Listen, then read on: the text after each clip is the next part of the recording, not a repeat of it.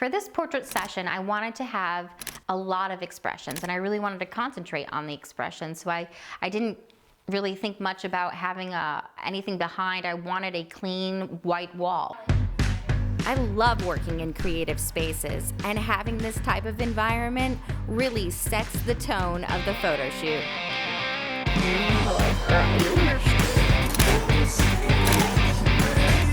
This is going to be your main source of light.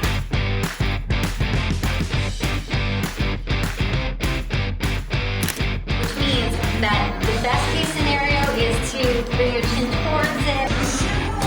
Nice. Love it. It's so enjoyable watching my clients in front of my camera have so much fun and really get the job and the result that I'm looking for.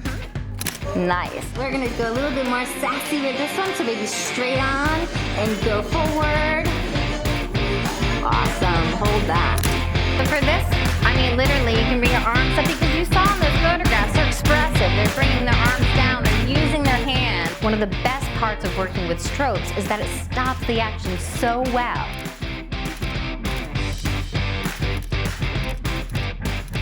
In utilizing the strobes, it was great because it captured all those moments. She could be expressive, she could do all of those things, and it was very simple. I kind of widened the lens a little bit, so I'm seeing like your mid body right here, so you can do whatever you want from here to here. All right? But don't just have the idea that you just can't just like look over your shoulder. The techniques that I'll be utilizing afterwards are gonna work out fantastic because I don't have anything behind me. Being a visual artist today is so much more.